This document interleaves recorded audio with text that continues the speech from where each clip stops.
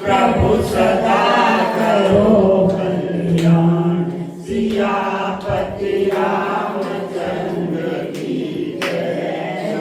देवर कृष्ण चंद्र की जय।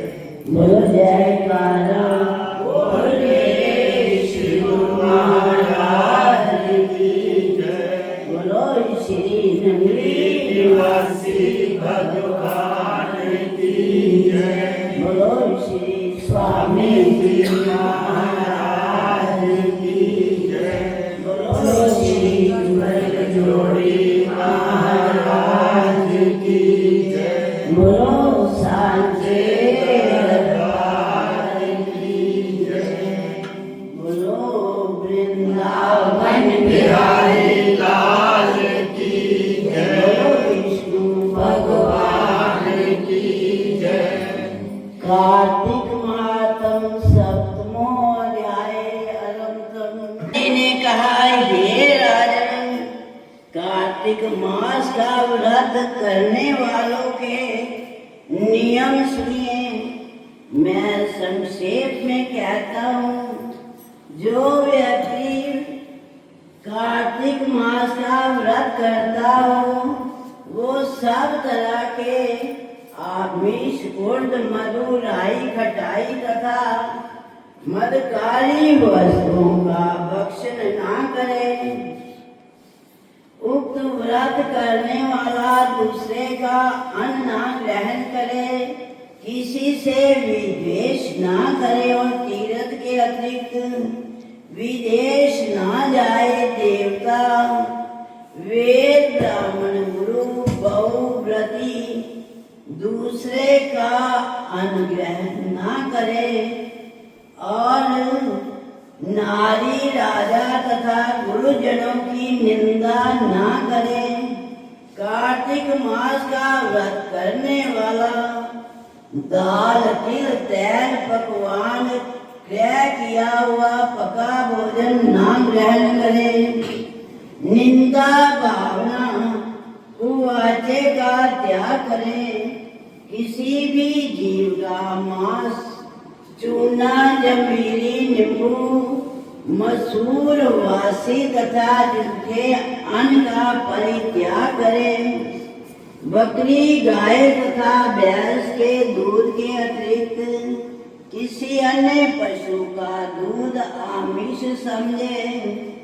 ब्राह्मण द्वारा क्रय किए गए सभी रस, गुड़, सांबर, नमक आदि का परित्याग करें।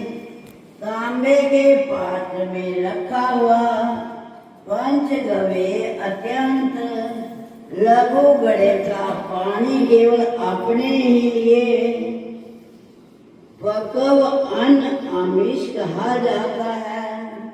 कार्तिक मास का व्रती सदा ब्रह्मचर्य से रहे, पृथ्वी पर शयन करे और दिन के चौथे पहर को केवल एक बार पत्तल में खाए। कार्तिक का व्रती नरक चतुर्दशी को तेल लगावे। अतिरिक्त दूसरी तिथियों में तेल लगाकर स्नान त्याज्य है।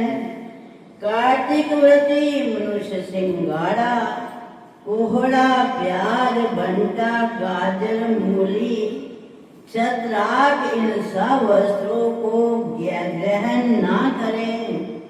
लौकी, भंटा, कोहड़ा, कटेरी का फल, तरबूज तथा कैथ को कार्तिक मास का व्रती त्याग दें। व्रती मासिक धर्म के समय स्त्री से चंडाल, पापी, ब्राह्मण, द्रोही और नास्तिकों से संभाषण ना करें। उपयुक्त मनुष्यों कुत्तों तथा कौओं द्वारा दृष्ट पका भोजन, मृतक के समय का पका भोजन, 2 बारा पकाया हुआ जला हुआ अन्न ना खाए, अपनी शक्ति के अनुसार कृष्ण चंद्रयानी वादी व्रत श्री विष्णु भगवान की प्रसन्नता हेतु करे और पूर्व वर्णित नियमों का पालन करे।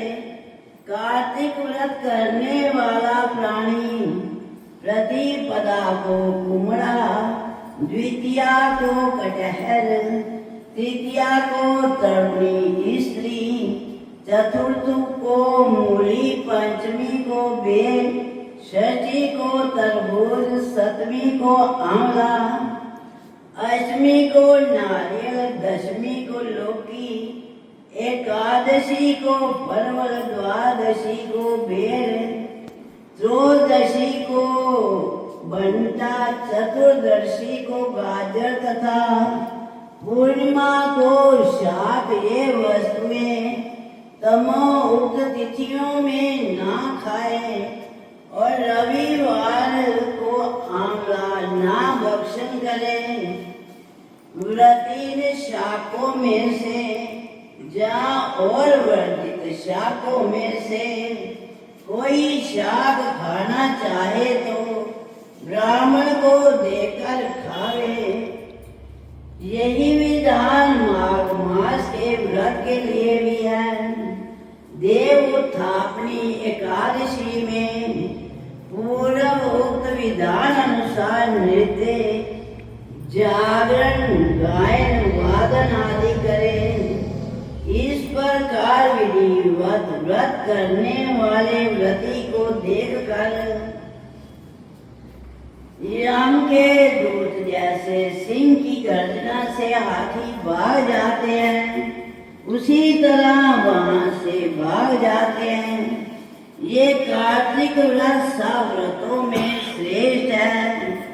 इसके अतिरिक्त जितने व्रत याग आदि हैं वे शत संख्या होकर भी इनकी तुलना नहीं कर सकते, क्योंकि याग आदि करने वाले प्राणी केवल स्वर्ग में ही निवास करते हैं, किंतु कार्तिक व्रती उसे श्रेष्ठ वैकुंठ लोक में जाते हैं।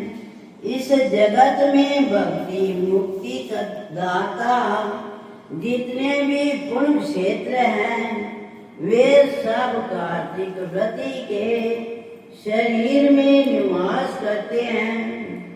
खराब सपने, मनसा, वाचा और कर्मणा किसी प्रकार का भी पाप हो, वो सब कार्तिक व्रत करने वाले प्राणी को देखते ही नष्ट हो जाते हैं। जिस प्रकार राजा की रक्षा उनके सेवक अंग रक्षक लोग करते हैं, उसी भांति कार्तिक व्रत करने वाले की रक्षा विष्णु भगवान की आज्ञा से इंद्रादि देवता करते हैं।